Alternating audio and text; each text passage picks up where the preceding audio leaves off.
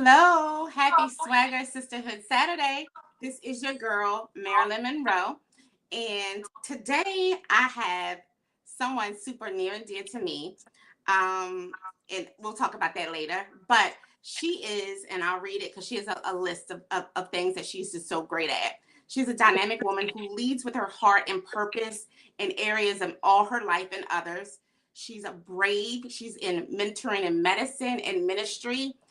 She also is a devoted wife and a loving mother, amazing daughter, friend. The list goes on. She is a beautiful example of faith, resilience, and service.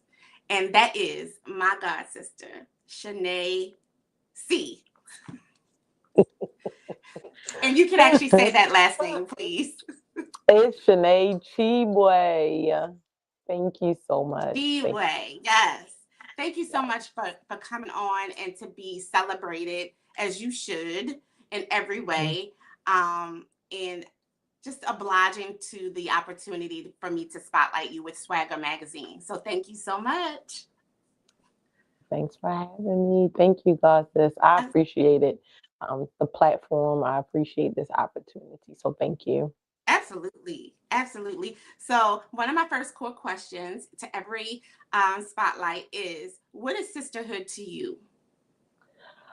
So for me, sisterhood is about covenant. Um, Mm, it's not just what you do when the person is there. It's the private conversations. It is the prayers that we pray together. It's the time that we eat together. It's about time, space, and opportunity. And I think a lot of times with sisterhood, we say, "Hey, sis," and we really do mean it. But if you sit down and think about the core, it's covenant. What would I do in the place of the absence of this person? Do I mm, still speak well of them when they aren't there? Do I still have their back when they aren't there in the room? So to me, sisterhood is what happens when I'm not in the room. However, it's imperative to have that space behind closed doors because trust me, anyone that I call sis, they will tell you at this table, at this dining room table, at the table at a restaurant, we're going to have a hardcore conversation. And there may be some things that we disagree on, but publicly, I would never scatter you. So that's what that's right. sisterhood is for me. Yes. I love that. Mm. That is amazing because you're right. It's not just the present interaction engagement. Like when we're together, I'm your sister. It's when Right. we are also apart. Like you Right. said, and behind my back, I think I'm breaking up. Am I breaking up? A little bit. Yes. Okay. But yeah, it's definitely that's important because you definitely want people to be able to protect your name and yourself behind closed doors or with another group of people. So that is true sisterhood. Yes. I love Sisterhood that. is Thank it's you. an amazing. So one thing I would say, I do not have any sisters with my mom. So sisterhood is just really um a serious word for me because I did Yeah. not have any biological sisters with my mom. So if I call you sister, I really do mean it. And that Hmm. is not interchangeable. It's not something where I'll just call you sister today, tomorrow I call you maybe my friend, maybe you might be an Homegirl. associate. So you have to be intentional with that word. If we're sisters, we're sisters. And there's nothing that will stop me from always being your sister, whether I'm your big sister, your little sister, if you are my peer. So I take that word very seriously. And when you asked me that, I had to really dig deep down. Sisterhood is not about blood. It's not about the blood. We have the same parents. No, it's about covenant. And I said I'm gonna reiterate that because I think sometimes when we have a falling out with someone, we just Mm, it's just like off with your head. But and I'll hmm. say this quick story. I saw one of my sisters. She was in need, and I haven't seen her in about a year and a half. But as soon as I recognized that it was her, I jumped out the car without hesitation. And I wanted to make sure she was okay. I wanted to make sure she didn't need assistance. I wanted to make sure she, at this point in time, was in her right mind. And my husband said to me afterwards, he said, babe, you didn't think twice before jumping out the car. And I said, no, if I call someone my sister, it's not something that I just do in a season or when it's convenient for me or for the people around me. If this is my sister, I'm standing 10 toes down with this person, regardless of how long it's been since we've talked, how long it's been since we've, shared food, because I'll keep talking about food. Food is very imperative with sisterhood too, because you can tell the intention of man when you sit down at the table with them. So it doesn't matter. If I called you sister at one point in time, you're still my sister. I love that. I love how true you are to who you are, knowing who you belong to. So I love Mhm. that. So let's talk about the journey of you, the journey of your calling in ministry, in medicine, even. So ever since I was a little girl, I kind of sort of knew that I was a leader. I never fit into groups and cliques. For one reason or another. I didn't have a brutal childhood. I had a very amazing childhood. However, I just did not fit into what we would consider a normal crew or clique or anything like that. I was always, I'm doing it my way. I'm going to do it this way. This is how I want to look. This is how I want to sound. This is how I want to dress. And Mm-hmm. so, even as I remember the first word that I received, and when I say word, prophetic word in the church, I was about 12 years old. And um, it was Pastor Menendez from Annapolis. And he said to me, you're a leader and you're going to lead women. And I didn't understand that at the time because I was just like, a lot of girls don't like me. A lot of girls just don't, for some reason, they like, it's something about her I just don't like, right? And so Yeah. I always had guy best friends, believe it or not. Even as a young little girl, I always had guy best friends. But that was when my journey started. I did not fully embrace that journey in ministry until my older adult years, and I founded the 7 Day Journal Journey, where I've helped over 450 women. And I call myself like the Harriet Tubman in ministry. It's like an underground railroad. I do a lot of things in private that I don't speak about publicly. And the funny thing about it is, you said to me, you said it's, some people will call it bragging, but you're just sharing an opportunity in which you are. And so if I could take that moment, I've literally, with the help of God, helped over 450 women. Um, and they may never share it because I tell them all the time, this is your journey. Sometimes Right. as women, we don't take the opportunity to pour into ourselves. So I'm like, no, when you're on this 7 Day Journal journey, don't invite your friends. Let this be so personal to you that you have that time to be Mm. free. Because if I ask you, who are you? You're going to say, I'm a mother first. I'm a wife. Oh, no, It's okay. It's no, no. okay. I Sorry, can can you hear hear you. me? Yes, I can. Give us this word. Come on. Can you hear me? Yes, I can. I can hear you.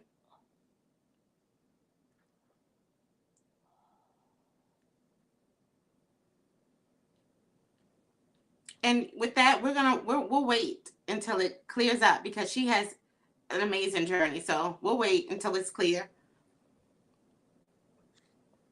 Oh, okay. I'm ready. So Yep. sometimes as a woman, we don't share who we are. What is the core of who we are? And so um what I like to do is have women stop and think. Stop Mm. thinking about going grocery shopping. Stop thinking about what am I going to cook for the kids. Stop thinking about what am I going to iron for tomorrow. I want you to stop and really think, who am I? Who is it that I want to be? Because even as little girls, we thought about what is it that we want to be as an adult, right? What is Yeah. it? I've always wanted to be a nurse. Even though I started my career off working at the bank, I've always wanted to be a Mm-hmm. nurse. So I have to say, for me, I'm the facilitator, excuse me, of the 7 day journal journey, and that is where my heart is. That's my baby. I will nurture the 7 day journal journey, even if it's one woman. And we have taken the 7 day journal journey all the way over to Japan. I've actually facilitated a class for one woman in Japan. And it's so near and dear to my heart that I will do that. I will take 7 days. And so you'll see me sometimes, I'm not as um, um, open on Facebook, or I'm not as vocal on Facebook during the 7 day journal journey, because I take that time to really intercede and pray and ask God, what am I supposed to do in these 7 days for this lady to receive her breakthrough, to receive answers to her prayers, to receive, Yeah. those stored up prayers that she's been waiting for years. So I had this 7 day journal journey. Um, and then I have Dynasty Global Consulting. And we consult all the way over in Nigeria. We consult in UK. We consult. And so whatever it is the need. If I cannot give it to you, I will then outsource. And so that's why That's relationships and building relationships are important to me, because if I know I'm not able to present you with a flyer, I have people that I know and I'm in relationship with that can make you a flyer in excellence, and it will come with speed, right? And so in this mm, consulting, of course I'm a nurse, so we do wound care consulting. We do consulting for if you have someone that is a immigrant, we do consulting like with marriage counseling. So it's different. Whatever your consulting needs are, whatever your needs are, then you come to Dynasty Global. So, and I love. of course, I'm a nurse by trade. I just got my bachelor's of science in nursing, which has been a lifelong dream for me. I've dreamt about becoming an RN. I seen the journal back when I was about 8 years old, where I wanted to be a nurse, and I've written letters to my dad, um, saying that, Dad, I'm gonna be a nurse one day, and that did my heart very well. To see that I wrote that down at about 17 to my dad to tell him that I was going to be a nurse. So I am a registered nurse by trade. I am also a student, um, getting my master's degree in leadership and management in nursing as well. And I'm sure there's more. I'm sure there's more. A woman like you always will continue to create I and can't, find areas I'm with sorry, I need. can't hear With the you, need. Marilyn Monroe. I don't You know why can't. my Everyone, I'm so up. I apologize about the technical difficulties. I don't know what it's been lately. But yeah, she's an amazing woman. And I definitely wanted to spotlight her. She definitely needed a spotlight with swagger to share that. So yeah, until she gets everything back going, and she's back. So let's continue. Let's continue. Okay, you good? yes, I can hear you now. Okay. So in that journey of you being the little girl that you were, basically prophesying the fact that you will become really who you are, and you Yes, you stayed true to that because you did not go into the cliques, and you still you are a powerful woman, so you operate alone, just as well as a group of women. However, you aren't biased to working with, obviously, groups of women in which you've had, helping over 400 women. um, yes. any particular woman, without it being totally anonymous, that stands out to you Yes. the most? So I would say there was a powerful group of women, and they were group number 10 for me. Um, and Okay. believe it or not, all of them are Annapolitans. And so I didn't say before, I Woo! am the princess of Annapolis. Um, I Princess of self-proclaim Parole. listen. And I say the princess because my grandmother is living. But they all of them were Annapolitans. And Yes. that group was the most powerful group I've ever facilitated in the 7 day. And believe it or not, now Mm. um, each woman either has a woman's group, she's a first lady, a pastor, she has book clubs. All of them are successful. One of them just did her first um, women's, what is it called? Uh, hosted a women's gathering. And I was Okay. so, it was like a proud mommy moment. Even though some of them are older than me, it was just like I could call them and they were like Voltron. Remember that cartoon Voltron where I do. I everybody, do. yes, everybody had their different Yes. strengths, but together they Yes. were powerful. And so group Yes. 10 was my favorite group. Even till today, I love all the groups, right?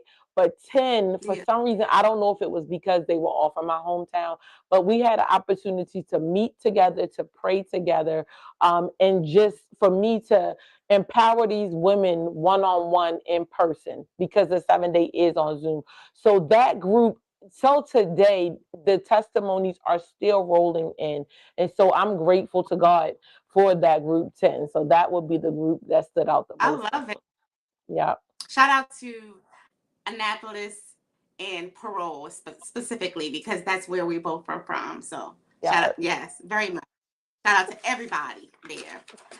So one of my next questions is any type of like throughout all of what you do and what you will do, have you ever experienced any type of self doubt while doing that? Good. Yes, good question, God says. So for me, I think self-doubt is a part of the process. If you always are up here and you don't even ask like, what can I do better? How could I have handled that situation better? Then you That's need to right. relax. You need to relax. It's self-doubt to me is more of self-reflection. And as a Mm-hmm. human being, because I like, you gassing me up, oh, you're strong. There are times and not as many times, but there were a lot of times where I said, I feel like I could be a better wife, a better mother, a better sister, a Mm-hmm. better grandmother, a better facilitator. So self doubt will come, but I promise you it can't stay. It has That's to right. come because I'm human. My brain is operated to second guess sometimes, right? But it can't stay here. And I remember a time, even in biblically, where it said that Jesus asked the disciples, "Who do they say that I am?" To me, it's just reflection. Some people would take and be like, self doubt is Mm-hmm. second guessing yourself. It's not really trusting and believing God, but it's not. It's those questions that you're asking yourself. Because if I felt like Okay. I did it 100%, then I would never go back and revisit. I would never go back and re-look at what I wrote and what I've accomplished. Those to me, Mm, self doubt is just questioning the process, questioning how can I make myself better? But that's right. I never wallow in self doubt. I never allow self doubt to perch on my head. Like a bird can fly over your head, but it's up to you to let that bird perch. I'm not gonna let self doubt perch on my head. Even, and I have to say this, I strongly, even when I'm wrong, you Mm-hmm. have to be humble enough to go back and say, hey, I got it wrong. I'm sorry, right? That's right. So that when that self doubt comes to question you, because I feel like it's a questioning of who you are as a person, you could say, you know what? I did get it wrong that time, but I That's promise right. you next time I'm gonna do it better. So that's what That's I right. have had self doubt. I continuously battle self doubt. Like could I have done my lipstick better? Could I have, No. it's just those small little questions you asking yourself. Yes. Yeah. Yes. So So, so I'm glad you brought up lipstick. Let's just talk about it. So you have always been, besides my sister cousin, you have always been, since I've known you, had the amazing style. First of all, a style of your own. But don't think I have not noted the unmatched lip colors. you rock a lipstick, I don't know what lipstick, and we don't even have to plug someone else's lipstick unless it's yours. But if it's not yours, when are you coming out with your lipstick lines? So, Thank you and please, please and thank so you. I'm asking for the there, people and myself. there is a story behind the lipstick. So when I was younger, Okay. you know, I grew up in Parole. I believe that Parole is the suburbs, right? So I grew up in Parole, and we did not tease each other in Parole. So my mom and Okay. I, we moved from my grandparents' house and we moved to, I would consider it kind of hood. We moved to the hood. And at the Okay. elementary school, they were like, we're going to call you Big Lip. And I'm like, call me Big Lip? Why? Why would you call me Big Lip? Right? And so they was like, your lips are big. And I was like, my lips are. I was serious. I did not know that I had big lips. So I went home and I asked my mom. I was like, Mom, do I have big lips? And you know my mom. She's like, yeah, you have big lips. Your whole family got big lips. It's nothing you can do about it. You got big lips. And I was like, okay. So to embrace what some would feel like would be a deficit or would be a handicap or would be something that I would be ashamed about because I'm not into makeup. Like I don't know anything about makeup like that. I don't know how to beat my face. I don't know any of that. So I Right. want to stand out with something that I was teased about that I could never Mm. embrace it. Like that was that school, and I'm still friends with a lot of those people from that school. Shout out Oh wow. Tyler Heights Elementary. Listen, but they called me that for the duration of my time at that school. They did not call me Wow. Shanae. They called me either Lippy or Big Lip. And so now you have me thinking I need to talk to somebody about a big bold lip color because that's Yes. one thing that I do know how to do is apply lipstick. And I have a big mouth. Yes. I do. And so this is where I just accent those things that God gave me for free. Mm-hmm. That is your signature. Yes. And that's definitely, even if you come out with like a shade or two, you Mm-hmm. definitely dedicate it to those women and or children or those women or females that had been bullied. Yes. And that's your way of changing the narrative. Because Yes. sometimes we got to change the narrative on what we've experienced, Mm-hmm. so that the next person, even if you do little lip glosses for the little girls, Yes, yes. And I'm big I on like that with that.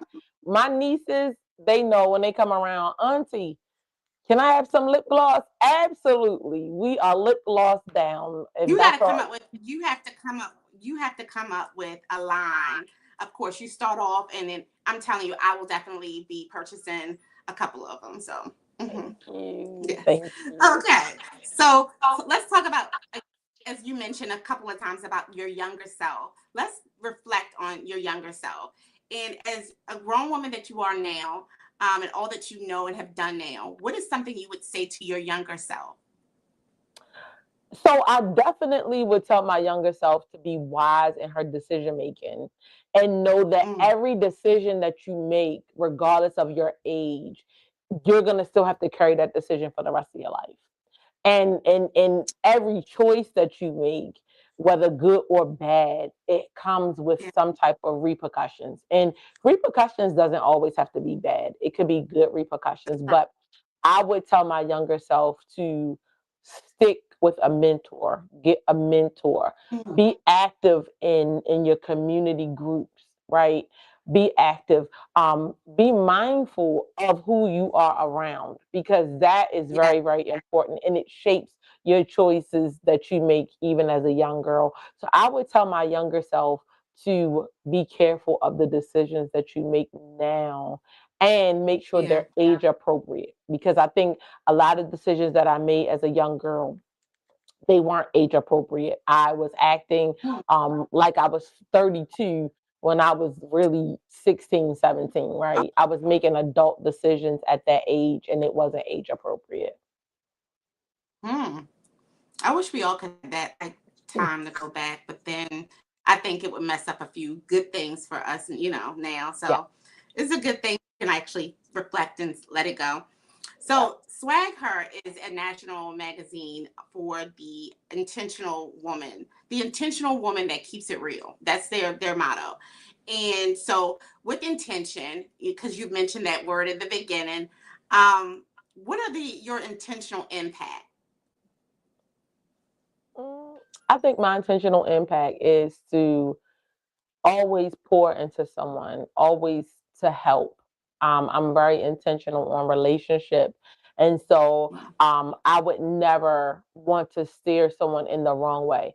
And I think sometimes in our community, we say little things that would um, fuel someone to do something out of anger. For example, if Yeah. someone comes to me and says, "Oh, my husband did X, Y, and Z," most people are like, "Girl, you better than me." We know that lingo, right? That is how our tribe talks. We talk, and that will fuel that woman to do something. But I would sit down with her, and I always am intentional about my advice, making sure that my words are seasoned with salt.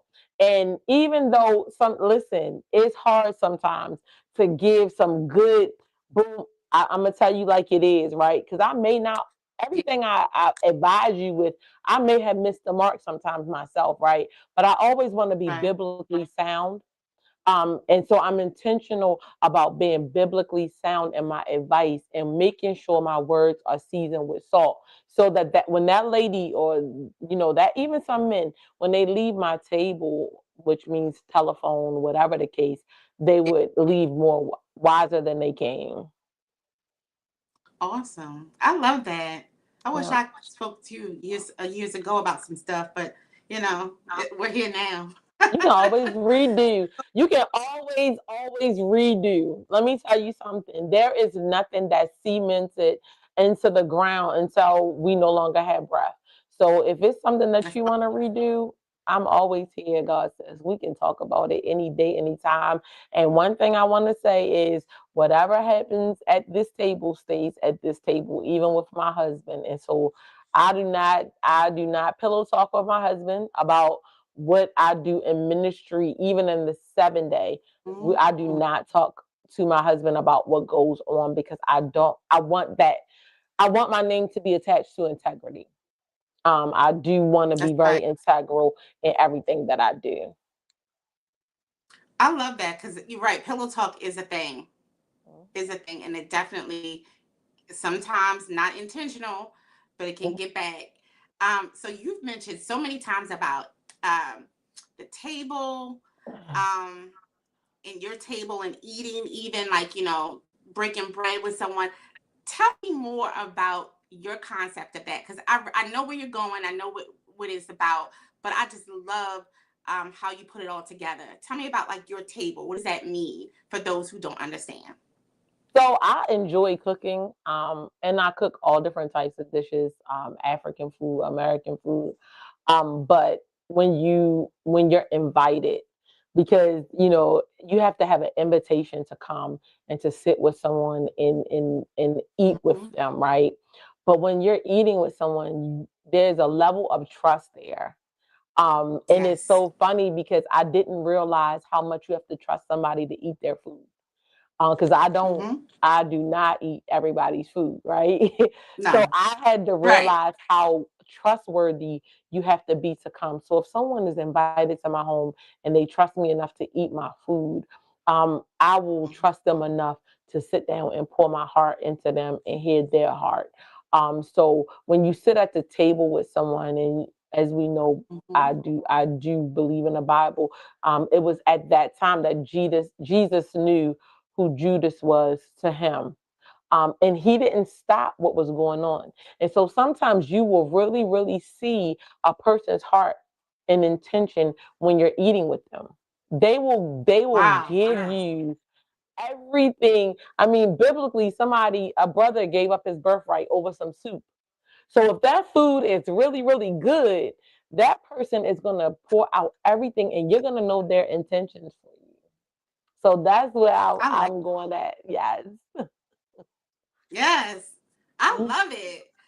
So we are almost at the end. We're gonna look ahead. What are all things that are going forward for you? What is your plans? I know you have Destiny Global. You are the facilitator, and even nursing and how you serve everyone in ministry. What is you looking forward? What does that look like?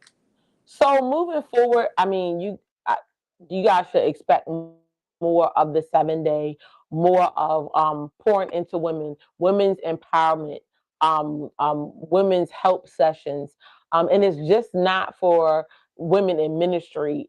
I serve a variety of women. I'm not afraid to hug someone that may not smell like I want them to smell, someone that may be drunk or high, or somebody that is a CEO themselves, or the top of their branch, right?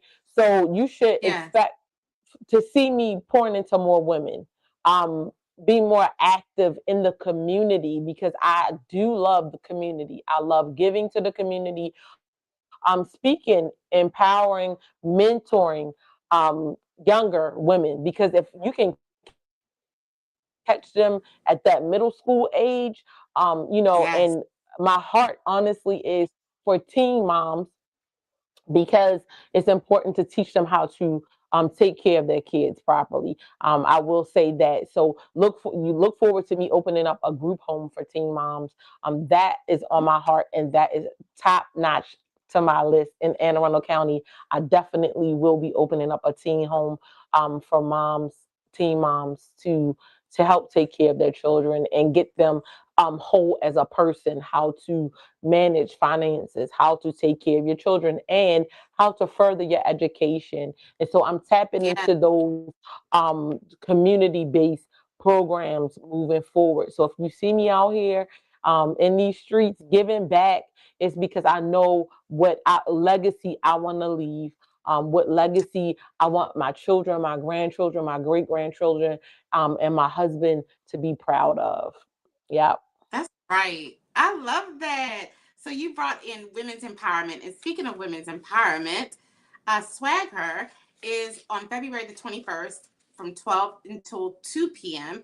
is having a BWMW, which is Black Women Made Whole event. It is virtual. So if you need more information, anyone that is watching, make sure you look at my Facebook or go to Swagger. Make sure you're following Swagger.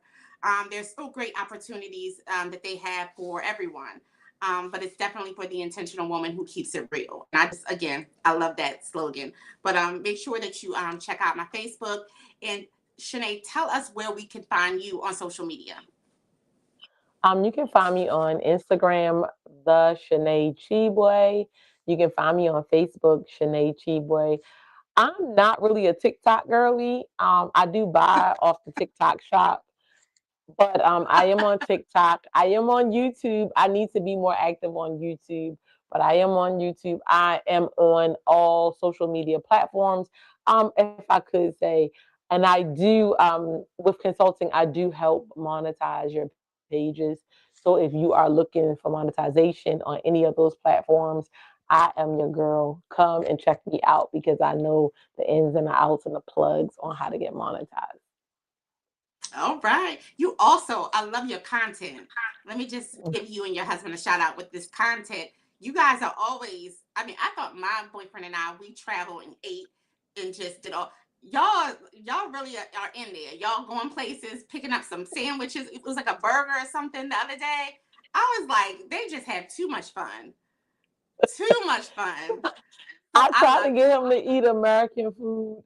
It's hard, but when I saw that cheeseburger, I said, "Baby, you gotta try this burger." So I yes, love we the try. content. I love travel in the car till you get to the place till you at. And then I like how you stop it right when I'm like into it, about to see what how the burger tastes. You stop it, and it's like another part. I'm like, oh gosh, she got me. So yes, I love it. Shout out to you and your husband for sure. Thank you. Thank you So with so that said, we thank you all for tuning in. Thank you. My doctor sister is here on, and she says, hey. So much. yeah, thank you so much all for tuning in for this today's Sisterhood Saturday segment with Miss Chiwe. Mrs. Chiwe, she did an amazing job. And if you want to look into her, please look her up on social media platforms. She's not into TikTok yet. She'll get there. She'll get there by the summer. She'll be there. Yes, I'm So, with coming. that said, we thank you so much. Always remember, God loves you, and I do too. Thank Thank you, you. Shanae. Thanks for having me.